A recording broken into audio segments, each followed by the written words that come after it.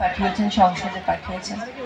আমি আপনাদের কথা দিচ্ছি যে আজ যেমন এখানে আমি এসেছি হরিপুরে আপনাদের কাছে, আপনাদের হয়ে, আপনাদের জন্য, আপনাদের ভালোবাসার টানে, ঠিক সেই রকমই আমি কথা দিচ্ছি যে আপনাদের জন্য আমি চেষ্টা করব যে ভালো কাজ করতে। ভালো লাগছে যে আজকে যখন বিক্রমদা বলছে যে ডিআরএম সাহেব ওনার সঙ্গে মিটিং করতে চায়। কিছুদিন আগে আমার রেলওয়ের একটা বড় মিটিং আমরা করেছি, south eastern division railway, Kharagpur division আর আগ্রা ডিভিশনের কলকাতায় মস্ত বড় মিটিং ছিল। ওখানে জিএম থেকে শুরু করে রেলের ডিআরএমদের থেকে শুরু করে পিএইচওডি সবাই ছিলেন ওখানে।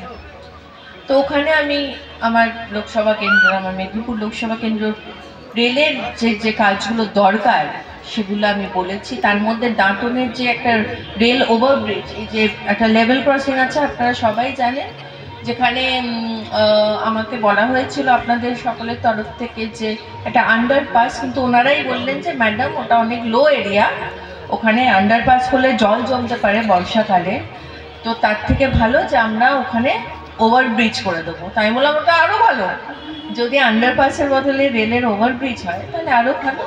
কিন্তু একই সাথে ওরা বললো যে আপনাদের সরকার থেকে আমাদের একটু জমি লাগবে, একটু তো জমি লাগবে ওভারব্রিজ করতে, সেটা আন্ডারপাস করলেও লাগতো। তা আশা করি, আমি বললাম যে আশা করি সেটা কোনো প্রবলেম হবে না, এখানে বিডিও সাহেবও আছে, নিশ্চয়ই তারা হেল্প করবেন, ডিএম সাহেব আছে, সর্বোপরি দিদি আছে, নিশ্চয়ই হেল্প হবে। তাছাড়া আরও ভালো লাগছিল যে 26 তারিখে তো এসেছিলাম না আমরা এখানে, কোথায় গেল এই যে ভদ্রলোক আসুন ইফতেকার বাবু, তো ওখানে খালি আমাকে ভোটের থেকে বলে যাচ্ছে যে ওই রাস্তাটা করে দাও দিদি, রাস্তাটা করে দাও, 16 কিলোমিটার তো হয়ে গেছে। তো না, কাজ তো আর ম্যাজিক নয়, স্যাংশন তো হয়ে গেছে।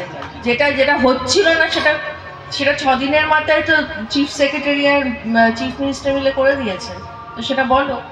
বলেছি তো কাজ স্যাংশন হয়ে গেছে, এবার শুরু হবে। কিন্তু যেটা আমি চেষ্টা করছি যে বর্ষার আগে যাতে কাজটা শুরু হয়ে যায়, কারণ বর্ষা হলে আবার রাস্তাটা অত ভালো মতো তৈরি হবে না, বর্ষায় কোনো রাস্তা ভালো মতো তৈরি